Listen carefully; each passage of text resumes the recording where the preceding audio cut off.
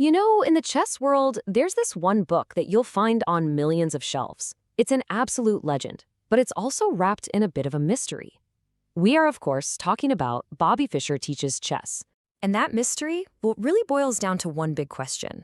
Is the world's most famous chess book completely misunderstood? That's what we're going to dig into. First, let's just get a sense of scale here. We're talking about a book that has sold over 1 million copies. I mean, that makes it pretty arguably the best-selling chess book of all time. It is a total giant. A huge part of the book's power, of course, comes from the name on the cover, Bobby Fischer, the reclusive, brilliant 11th world chess champion. But just like Fischer himself, the story behind this book, it's way more complex than you'd think. Okay, so what was the secret sauce? What made this book a runaway success? Well, it all starts with its kind of secret weapon, a really unique teaching method. The whole thing is built on this concept called programmed learning. Now, back in 1966, this was pretty mind-blowing.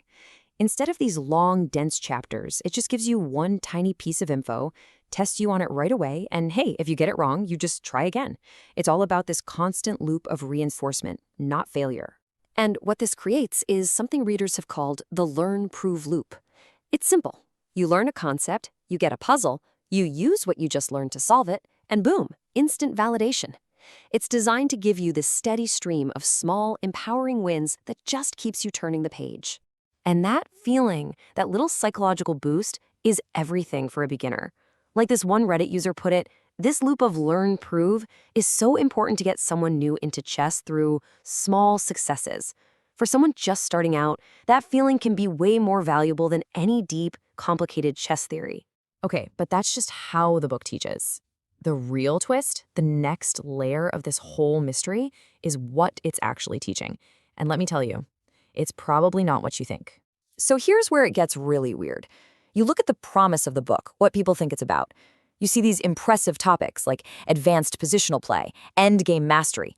But the reality, what's actually in there, according to pretty much everyone who's read it, it's almost entirely focused on just one single thing.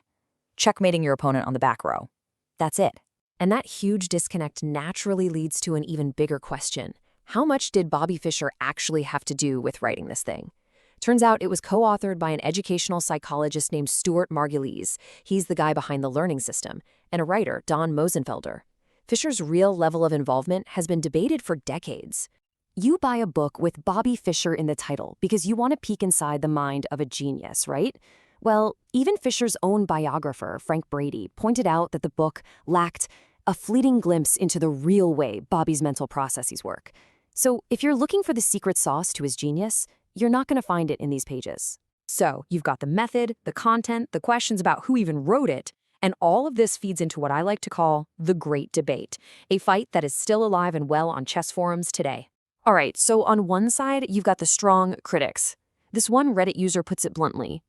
Bobby Fischer Teaches Chess is a very poor book and you shouldn't buy it. Their argument? It's all about back rank mates, which they say is a pattern that has minimal impact in most games. It's just too narrow. But then, for every comment like that, you find another one, like this. This user says, yeah, they didn't really do much for my chess, sure, but it did so much for me psychologically. And that right there, that gets to the heart of the defense. Maybe it's not a technical manual. Maybe its true purpose is to build your confidence. So when you lay it all out, the debate really comes down to this. The book's biggest strengths are also its biggest weaknesses. On one hand, it's simple and interactive. It builds confidence without using scary notation. But on the other hand, its focus is incredibly narrow, its format feels dated, it wasn't really all by Fischer, and you're going to outgrow it fast. Both sides have a really good point. Okay, so after all that, where does this leave us? What is the final verdict on this famous and famously confusing book? Well, once you cut through all the noise, a really clear picture starts to form of who this book is actually for. It's for the complete, total beginner. We're talking someone maybe rated 0 to 1200.